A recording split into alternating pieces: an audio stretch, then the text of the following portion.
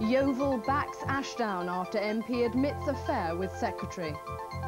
TSW lose the franchise battle. Final appeal could go to the Lords. And woman dies as lorry crashes into village home.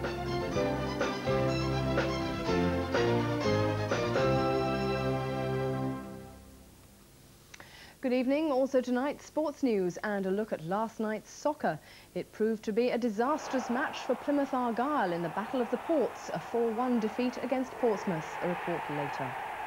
And stealing the show, Tommy Steele, a veteran of the stage and screen, appears in Plymouth Theatre Royal production of Some Like It Hot. For more on both of those stories later, after the top news stories today. TSW has lost the fight to win back the Channel 3 franchise. The Law Lords decided 2-1 that there were no grounds for the company's bid to be reconsidered by the Independent Television Commission. West Country TV will take over from next January.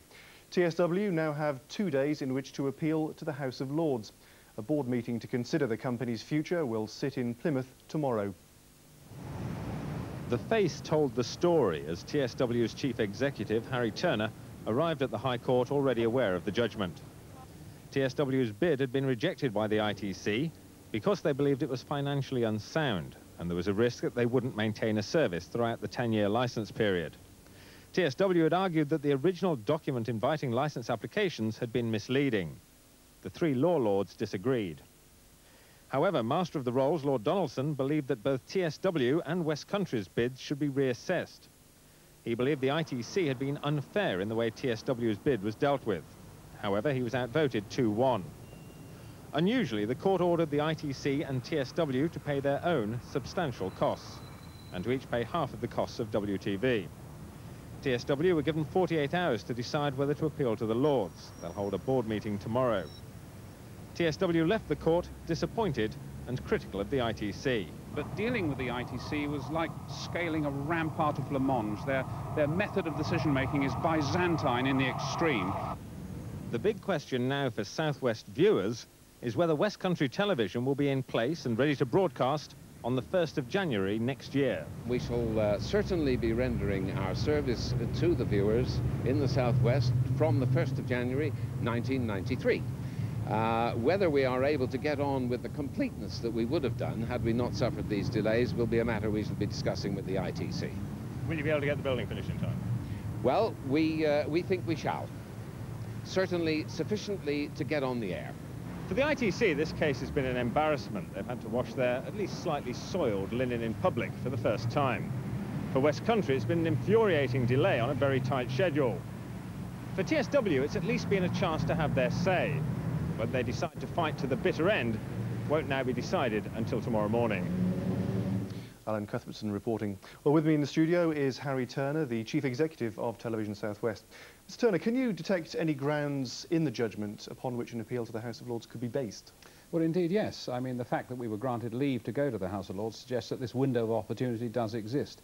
Let me also say that we were quite vindicated in going to seek judicial review in the first place. This was not a frivolous attempt of a defeated contender just to make a gesture. And Donaldson this morning acknowledged that we had a case to answer. So tomorrow morning we'll decide whether we proceed through this window to the House of Lords. If you do go to the Lords, I understand that the whole process could then take anything up to 3 months. Now, that would seriously delay West Country Television if the process came out in their favour. Is that in any way a motive?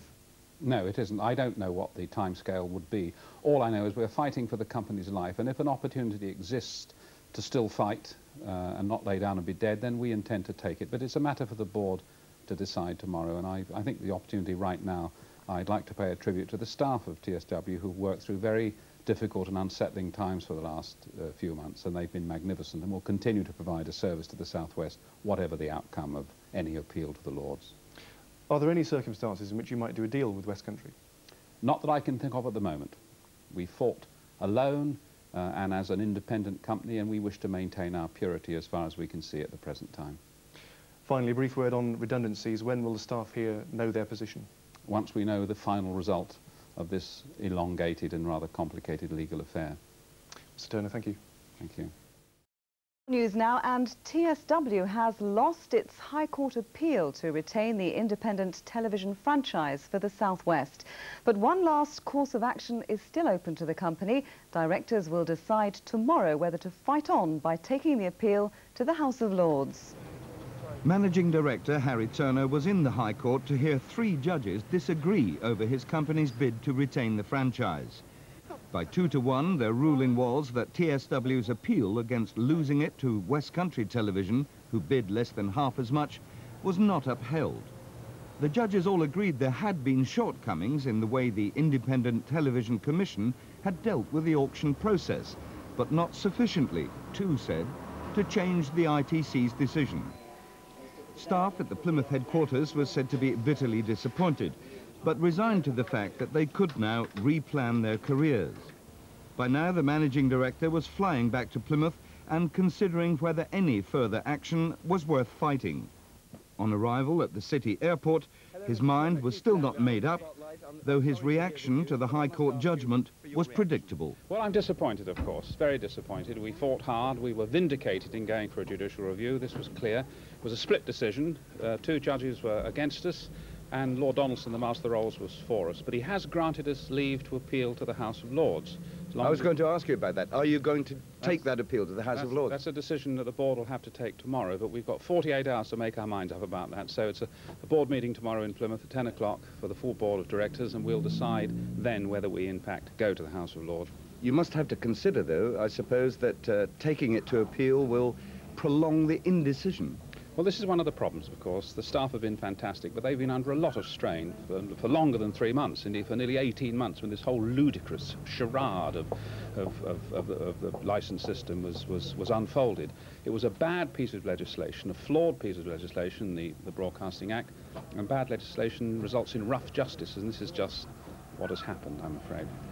One thing the board will have to consider when directors meet here tomorrow morning is that an appeal to the House of Lords can take 6 months to a year. If TSW can prove the need for some sort of expediency, there are shortcuts whereby the appeal could be heard in 1 or 2 months.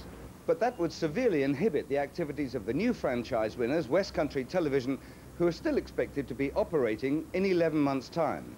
Not to mention the understandable efforts of staff here to secure their future. Many of them hope to be recruited by the new company.